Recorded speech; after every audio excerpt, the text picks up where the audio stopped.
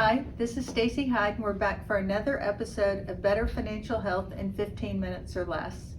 And today I'd like to just give a little update on the economy, markets, inflation, just to kind of give you some reference points to think about as you may be looking and reviewing your 401k statements, your investment statements, your bank balance. I think that we have seen inflation hit its peak, and it has, we say, rolled over, meaning that it's come down. I think that it will continue to come down somewhat as we move forward. We're definitely seeing that on the food side. We're seeing that in lumber prices. Where we haven't seen it yet in the numbers, but it's always been a lagging indicator, is on rents. And so I think we're going to see those roll over as well, especially with the home prices are now, you're seeing price cuts, not seeing the bidding wars that we saw before, just because financing is much more expensive, and so that's made it more difficult for people to purchase a home. And so I think the likelihood of inflation continuing this big rise is much reduced. And I think that now we're getting into more of geopolitical, what will happen between Russia and Ukraine, especially as we get into winter. Obviously, Russia has been sort of targeting the energy infrastructure of Ukraine because they feel like if they can cut the heat and the power, then Ukraine will be more likely to negotiate with them. But the Eurozone and the US have been backing Ukraine with equipment and expertise and weapons. And so I think that that will continue to move to the Ukrainian side, because I don't see Russia continuing to be able to find more bodies to throw at that. They're already suffering from the people at home not wanting to go serve. And so I think that that's going to continue to play out. Who knows how that's going to happen. And then I think most interestingly, and maybe surprising, is with China. We're seeing folks protesting the COVID lockdowns. They have not made available the mRNA vaccines, that's the Pfizer and the Moderna vaccines, available in China. They have used a vaccine that they developed that is not nearly as effective, and so they've had a lot more,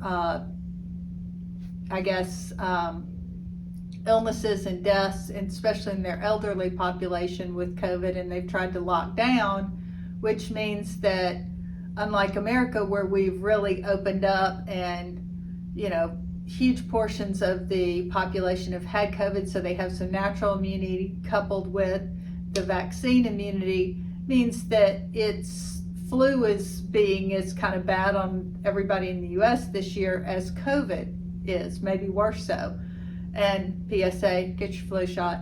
And I think what we're seeing there is people don't want to be locked down anymore. And when they locked down in China, they literally welded some doors shut, and then there was a fire, and the firemen were not able to rescue the people, and people died, I would say, unnecessarily. And so I think that that is causing these to pop up. And so the markets have been reacting negatively to that because, depends on how China decides to crack down on that, what will happen there, because China's still a huge production provider for computer chips, cell phones, all of those sorts of things that are in all the devices that we use today. So the world is watching very closely to see what will happen there.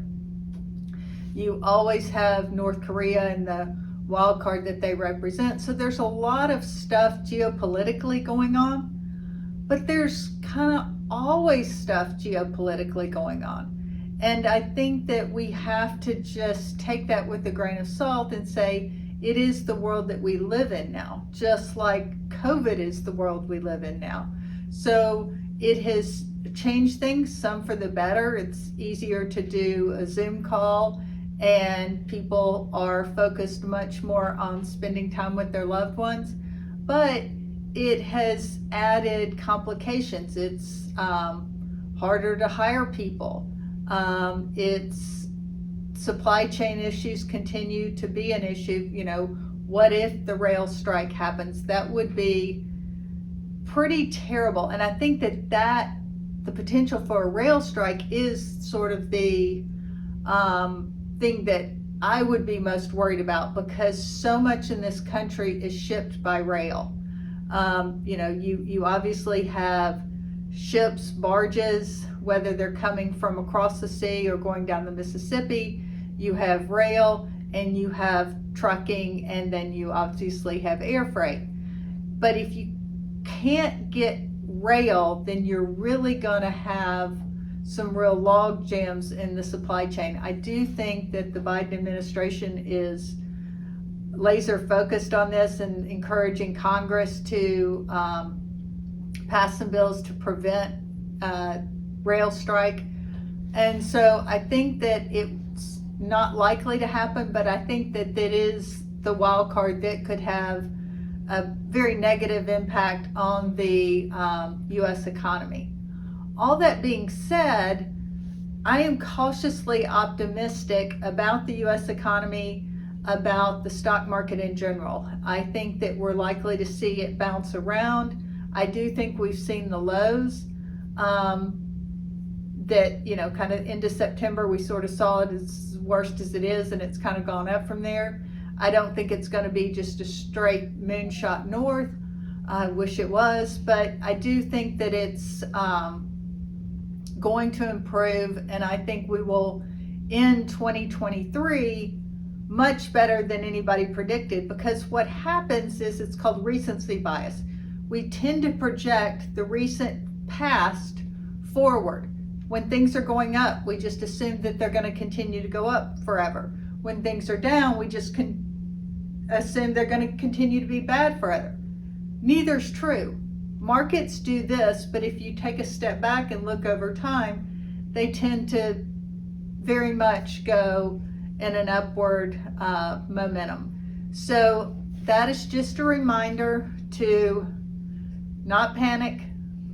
Spend time with your loved ones. Don't spend time looking at your investment statements. It's a good time to invest, and it's a good time to have some extra money in savings, because you should be getting paid on your savings. For example, some of the online banks now have 4% one-year CD rates, and I think that that's something nice to focus on. You can actually earn a little money on your savings, which is always a great thing. Just spend a few minutes looking at it and enjoy your day.